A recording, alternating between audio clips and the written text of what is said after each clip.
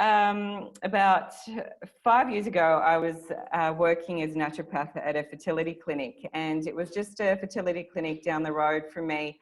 The focus was on helping people who couldn't conceive, but also we were seeing a lot of women who had hormonal imbalances, things like PCOS, endometriosis, metabolic syndrome, things like that.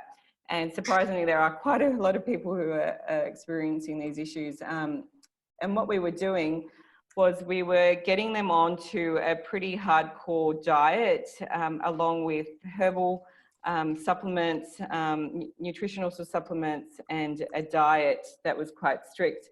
And in addition to that, they were having to make a lot of changes to their lifestyle, but also the things that were in their environment. So we were telling them to use natural cleaning products as well as natural personal care products. And this is, it sounds like it is the story, but it kind of is a true story.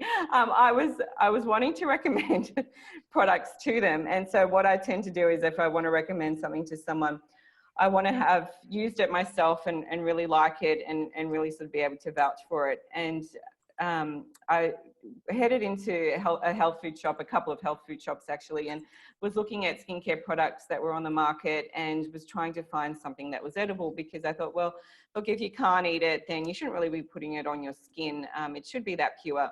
And there weren't many products out there at that time. There were some brands like Akin and I think Weleda was out there at that time, but there weren't many. And so I was really sort of surprised that there was nothing edible. And I started to think, well, this could be good. I think I should create an edible range. And I had no idea about skincare or formulating. Basically, what I was using on my skin was you know, completely sort of basic. It was things like witch hazel as a toner and cleanser. And I was using vitamin E oil, which I thought was incredible.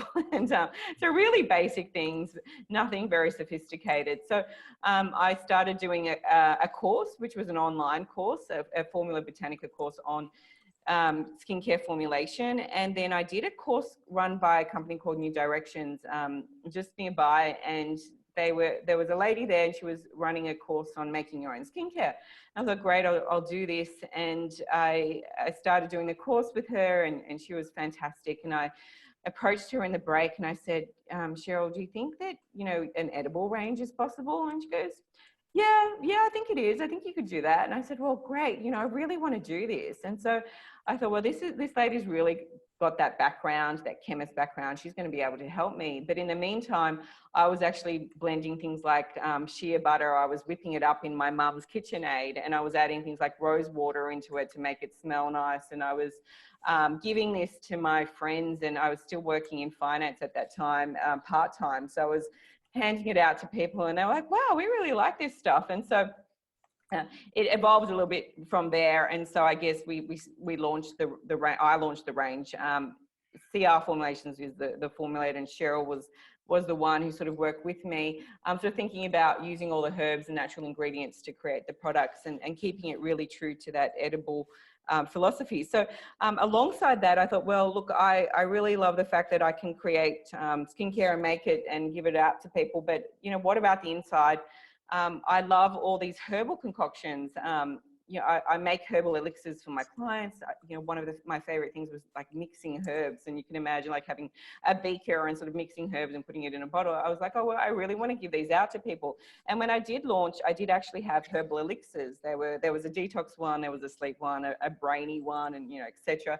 I had to actually consult with everyone to give them those herbs and have a phone call with them. And so it just became a little bit difficult. But I did have the teas. So the teas were basically my herbal formulas made into a tea form, which I could then give out to people. And people really loved the apothecary jars and that whole apothecary sort of feel to it. The brand was actually called the Beauty Apothecary Australia to start with. Edible Beauty was under the Beauty Apothecary Australia. And when I met with Sephora, was the first brand that took the products on board. And when I met with them, they were about to open their store in Sydney, the first store. And they said, we love your brand. It was quite floral, like a very floral. I like sort of that floral element. And it was really daggy, actually. There was a floral sort of border, and there was the Beauty Apothecary, Edible Beauty. And they said, but we think you should make it a little bit cleaner, a little bit like Dean and DeLuca, this like New York food brand. That font looks really good. And why don't we just get rid of the flowers and make it like really clean? And that's how the brand became Edible Beauty. The Beauty Apothecary was under it, and that eventually just dropped out because no one could say it. So that's the full story. So I was literally stacking shelves in Sephora the week before they were about to open their doors, and it was my father and I. So he's very instrumental in the business, and he had driven me in, and we were unloading the boxes and we were putting them on the shelves, and Sephora was opening the next day, and there were like crowds already like lining up. Anyway, it was a bit crazy, but that's how it all started. And there was no boxes. The boxes all came later because I couldn't afford to print any boxes. And yeah, it was really surprising because the Sephora store really helped the business because they provided a lot of press and a lot of credibility. And if I hadn't had that happen, I think that I would have just been another brand sort of waiting for someone to pick the brand up. But that really sort of kick-started things for me. And I was lucky because it happened in the first month or two of launching. So yeah, so that's the story.